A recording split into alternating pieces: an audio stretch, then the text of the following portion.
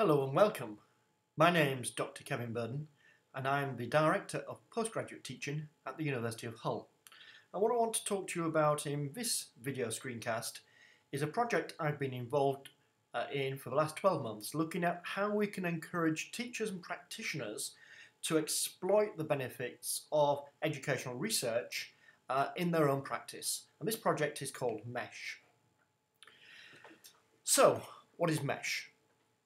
MESH is about mapping specialist know-how, and it's essentially about how we encourage practitioners to make better use of the rich resource which educational research has produced over the years, but which we seem to find very little is actually implemented in practice. What is it that prevents teachers and practitioners from using research? Well, basically there are three factors which are regularly quoted as being barriers or obstacles preventing teachers from using research to inform their practice. The first is time. Time because it takes a lot of time to actually identify good quality research. There may be plenty of it, but finding it and actually accessing it, particularly when it's behind firewalls or gated internet sites, can be very time consuming. Secondly, even if you find it, it's often the case that there is too much information. Some of it's contradictory, and we suffer from what's called information overload. And finally, and perhaps most importantly, teachers often complain that the research evidence they find isn't contextualised. It doesn't apply to their context, and it's very difficult for them to make judgments as to whether or not this research would work in their setting. So those are three factors which have traditionally prevented teachers from using or utilising research as frequently as we might like. Now, if we move into a medical context, this is an interesting comparison. Medicine for the last 40 or 50 years has really exploited research in its practice, and this is often referred to as benchtop to bedside. And the best example exists in what we are referring to as the map of medicine.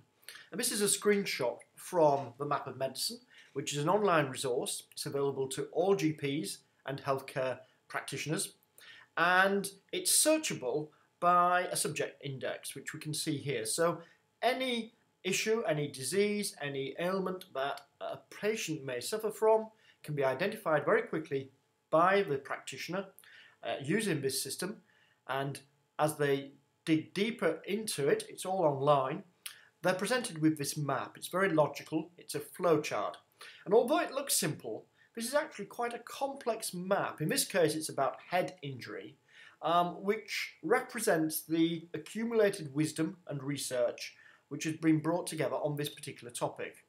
So the first section is always the same. We actually get a section which identifies the scope of the map.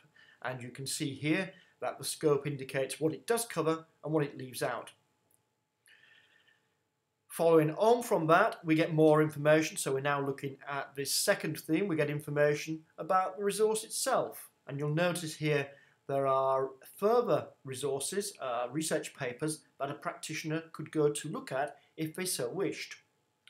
Now, if we take that and look at its constituent elements, it seems that although that's for medicine, actually the same principles apply in educational research. Research tends to consist of four elements. And the first one is research production.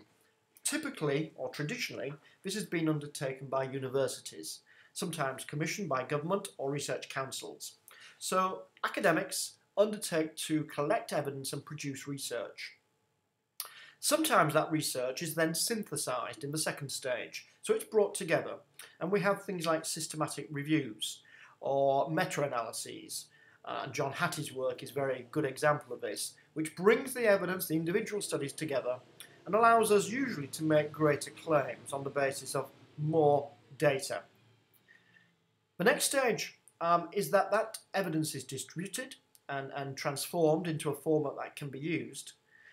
And then finally, this is the only stage traditionally where practitioners are involved, it's implemented.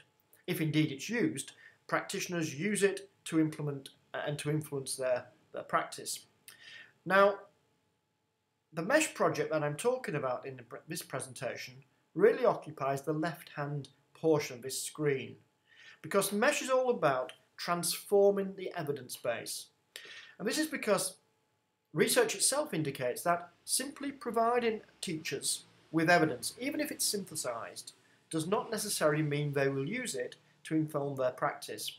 It needs to be transformed. And that's what mesh is trying to do. Just like the map of medicine, it's attempting to transform it into a visual representation and usable representation that practitioners will actually want to use to inform their practice. So we might refer to this as from concept to classroom. And this is the mesh website. It illustrates a number of guides, so if we click on these various buttons we can see where the guides are. Each guide is produced by an editorial board, and there is a quality assurance procedure behind that to ensure that the guides are rigorous, reliable and valid.